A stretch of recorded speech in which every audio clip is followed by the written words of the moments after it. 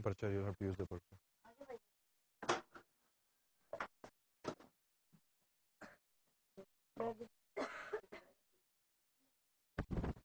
मैं देख रहा सा ਉਹਨਾਂ ਦੇ ਜਨਾਜ਼ੇ ਦੇ ਵਿੱਚ ਲੋਕ ਬਹੁਤ ਘੱਟ ਹੈ ਕਿਸੇ ਗ੍ਰਾਂ ਦੇ ਇੱਥੇ ਚੰਗੀ ਭਲੀ ਆਬਾਦੀ ਹੈਗੀ ਇੱਥੇ ਬਹੁਤ ਬੰਦਾ ਹੋਣਾ ਚਾਹੀਦਾ। ਡਰਦੇ ਨੇ ਲੋਕ। ਡਰਦੇ ਕਿਸ ਚੀਜ਼ ਤੋਂ? ਇਸ ਤੋਂ ਹੈ ਕਿ ਕਦੀ ਇਹ ਵਾਕਿਆ ਵੇਖਿਆ ਨਹੀਂ ਨਾ, ਪੁਲਿਸ ਵਾਲਾ ਇੰਨਾ ਵਾਕਿਆ ਕਦੀ ਵੇਖਿਆ ਨਹੀਂ ਹੈ।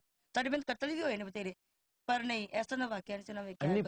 ਇੰਨੀ ਪੁਲਿਸ ਆਈ ਸੀ? ਹਾਂਜੀ ਬਹੁਤ ਜ਼ਿਆਦਾ ਸੀ ਭਾਈ, ਕਿ ਲੋਕੀ ਤੁਹਾਨੂੰ ਤੱਕ ਪੁੱਛਦੇ ਨੇ ਇਹ ਪੁਲਿਸ ਕਿਉਂ ਹੁੰਦੀ ਹੈ, ਫਿਰ ਉਹਨਾਂ ਦੱਸਦੇ ਆ ਡਰੋ ਨਾ, ਸਾਡੀ ਫਾਸੇ ਆਂਦੀ।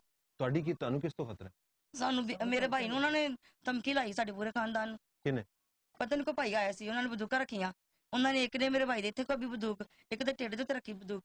ਕਹਿੰਦੇ ਨੇ ਕਿ ਤੁਹਾਨੂੰ ਤੁਹਾਡੇ ਪੂਰੇ ਖਾਨਦਾਨ ਨੂੰ ਬੰਬ ਲਾ ਕੇ ਡਾ ਦੇਣਾ, ਤੁਸੀਂ ਬਿਆਨਬਾਜ਼ੀ ਅਮਰੀਕਾ ਦੇ ਬਾਰੇ ਬੰਦ ਕਰੋ। ਅਸੀਂ ਅਮਰੀਕਾ ਵਾਲੇ ਕੀ ਆਨੇ ਆ? ਅਸੀਂ ਤੇ ਆਪਣੀ ਧੀ ਸਾਡੀ ਇਨਸਾਫ ਲੈਣ ਦੀ ਮਰ ਗਈ। ਇਹ ਤੁਹਾਡੇ ਭਾਈ ਸਾਹਿਬ ਨੂੰ ਕਦੋਂ ਧਮਕੀ? ਇਹ ਜੁਮੇ ਦਿਨ ਹੋਈ ਧਮਕੀ ਲੱਗੀ।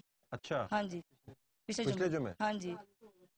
ਤੇ ਕੋਈ ਪਤਾ ਨਹੀਂ ਲੱਗਿਆ ਮੁਕਾਮੀ ਹੈਗੇ ਸਨ, ਕਿੱਥੋਂ ਆਏ? ਨਹੀਂ, ਸਾਡੇ ਭਾਈਆਂ ਨੇ ਦੇਖਿਆ, ਮੇਰੇ ਮਾਮੂ ਦੇ ਬੇਟੇ ਨੇ, ਉਹਨਾਂ ਖੁਦ ਦੇਖਿਆ।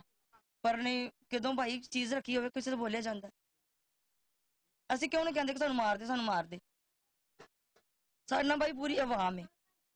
ਅਗਰ ਇਹਨਾਂ ਨੇ ਸਾਨੂੰ ਹੁਕੂਮਤ ਵਾਲਿਆਂ ਨੂੰ ਇਨਸਾਫ ਨਾ ਦਿੱਤਾ, ਆਵਾਮ ਨੇ ਵੇਖੋ ਇਹਨਾਂ ਦਾ ਹਾਲ ਹੁਕੂਮਤ ਵਾਲਿਆਂ ਨੇ ਕੀ ਕਰਨਾ। ਧੀ ਸਾਡੀ ਤੁਰ ਗਈ ਹੈ ਨਾ, ਤੇ ਤੁਰ ਅਸੀਂ ਵੀ ਜਾਣਾ। ਪਰ ਉਹਨਾਂ ਲੋਕਾਂ ਨੂੰ ਡਰ ਨਹੀਂ ਲੱਗਦਾ ਕਿ ਇੱਕ ਦਿਨ ਅਸੀਂ ਵੀ ਮਰਨਾ ਹੈ, ਇੱਕ ਦਿਨ ਅਸੀਂ ਵੀ ਮਰਨਾ ਹੈ। ਅਸੀਂ ਕੀ ਅਮਰੀਕਾ ਵਾਲੇ ਨਾਨੇ ਆ? ਤੁਹਾਡੇ ਭਾਈ ਸਾਹਿਬ ਆਏ ਨੇ ਇੱਥੇ? ਹਾਂਜੀ, ਮੇਰੇ ਭਾਈ ਇੱਥੇ ਨੇ। ਆਪ ਬੁਲਾ ਸਕਤੇ ਹੋ? ਉਹ ਖਤਮ ਤੇ ਗਏ ਨੇ। ਠੀਕ। ਤੇ ਖੌਫ ਹੈਗਾ ਯਾਰ, ਹਾਂਜੀ ਬਹੁਤ ਜ਼ਿਆਦਾ ਖੌਫ ਹੈ, ਕਿਉਂਕਿ ਸਾਡੇ ਨਾਲ ਬੇਗੁਨਾਹ ਮਹੱਲੇ ਵਾਲੇ ਨੇ। ਠੀਕ। ਸਾਨੂੰ ਤਾਂ ਮਾਰ ਦੇਣ ਕਿ ਸਾਡੀ ਕੋਈ ਪਰਵਾਹ ਨਹੀਂ ਹੈ ਕੋਈ ਵੀ, ਤੇ ਬੇਗੁਨਾਹ ਮਹੱਲੇ ਵਾਲੇ ਕਿਉਂ ਮਰਨ? ਗੁਨਾਹ ਤਾਂ ਅਸੀਂ ਵੀ ਕੋਈ ਨਹੀਂ ਕੀਤਾ ਕੋਈ ਵੀ ਹੈ। ਪਰ ਅਸੀਂ ਇਨਸਾਫ ਚਾਹੁੰਦੇ ਹਾਂ ਭਾਈ, ਹੋਰ ਕੁਝ ਨਹੀਂ ਚਾਹੁੰਦੇ ਆ। ਮੇਰੇ ਭਾਈ, ਮੇਰੇ ਧੀ ਦੇ ਤਰਲੇ ਨਹੀਂ ਮੇਰੇ ਅੱਖਾਂ ਕੋਲ ਮੁੱਕਦੇ। ਮੇਰੀ ਇੰਝ ਸੀ ਕਿ ਕਿਵੇਂ ਅਸੀਂ ਦੋਸਤ ਹਾਂ, ਹਾਲਾ ਆਪਣੇ ਵੀ ਨਹੀਂ ਸੀ ਕੋਈ, ਇੰਝ ਸੀ ਸਾਡੀ। ਕਿਸੇ ਦੀ ਟੈਨਸ਼ਨ ਸੀ, ਇੰਨਾ ਪਿੱਛੇ ਆਪਣੇ ਪੂਰੇ ਰਿਸ਼ਤੇਦਾਰ ਛੱਡ ਦਿੱਤੇ ਸੀ ਕਿ ਸਾਡੀਆਂ ਧੀਆਂ ਖੁਸ਼ ਨੇ ਤੇ ਅਸੀਂ ਖੁਸ਼। ਕਿੱਥੇ ਇਹਨਾਂ ਦੀ ਜ਼ਿੰਦਗੀ ਕਿਵੇਂ ਮਰਜ਼ੀ ਗੁਜ਼ਾਰਨਾ ਸੀ ਇਹਨਾਂ ਦੇ ਨਾਲ। ਪਰ ਨਾ ਸਾਡਾ ਫਹੀਮ ਕਤਲ ਹੁੰਦਾ ਤੇ ਨਾ ਸਾਡੀ ਧੀ ਮੁੱਕਦੀ। ਪਰ ਕਿਤੇ ਮਿਸਾਲ ਬਣ ਗਏ, ਸ਼ਹੀਦੀ ਦੋਵੇਂ ਬਣ ਗਏ। ਇਹ ਵੀ ਕਤਲ ਉਹਦੇ ਤੇ ਪੈਂਦਾ, ਉਹਨੂੰ ਕੀ ਕਰਨ ਡੇ? ਉਹਨੂੰ ਜੀ ਵੀਆਈਪੀ ਨੂੰ ਰੱਖਿਆ, ਇਹ ਕਿਤੇ ਦਾ ਇਨਸਾਫ ਹੈ?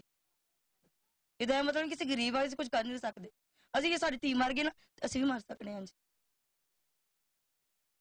ਸਿਰਫ ਮਜਬੂਰੀ ਖਤਮ ਹੋ ਸਕਦੇ। ਸਾਨੂੰ ਇਹ ਘਰ ਚੰਗਾ ਲੱਗਦਾ ਹੀ ਨਹੀਂ ਹੈ। ਉਹਦੀਆਂ ਯਾਦਾਂ ਪਲ ਯਾਦਾਂ ਹਰ ਜਗ੍ਹਾ ਤੇ। ਉਹ ਇੱਥੇ ਖੜੀ ਸੀ, ਉੱਥੇ ਸਾਡੇ ਨਾਲ ਗੱਲਾਂ ਕਰਦੀ ਸੀ ਕਿ ਮੇਰੇ ਭਾਈ ਸਾਡੀ ਕੀ ਜ਼ਰੂਰਤ ਸੀ, ਉਹ ਸਾਡੇ ਅੱਗੇ ਖਲੋਂਦੀ ਨਹੀਂ ਸੀ, ਸਾਡੇ ਨਾਲ ਕੋਈ ਵੀ ਗੱਲ ਕਰਦਾ ਸੀ। ਉਹ ਇੱਕ ਸਮਝਦਾਰ ਸੀ, ਇੰਨੀ ਅਕਲ ਕਿਸੇ ਸਾਡੇ ਉਹ ਜੀ ਨਹੀਂ ਸੀ ਹੈ ਕਿ ਨਹੀਂ ਸਮਝਦਾ। ਸਾਡੇ ਅਕਲਬੰਦ ਉਹ ਸੀ ਸਾਡੇ ਘਰ ਚ। ਮਾਂ ਨੂੰ ਸਾਹਮਣਾ ਉਹਨੇ, ਮਾਂ ਨੂੰ ਚੁੱਕਣਾ ਉਹਨੇ, ਆਇਆ ਗਿਆ ਦੀ ਉਹਨੇ ਸਾਂਭ ਕਰਨੀ, ਹੋਰ ਤਾਂ ਕਿਸੇ ਨੂੰ ਪਰਵਾਹ ਨਹੀਂ ਸੀ ਕੋਈ।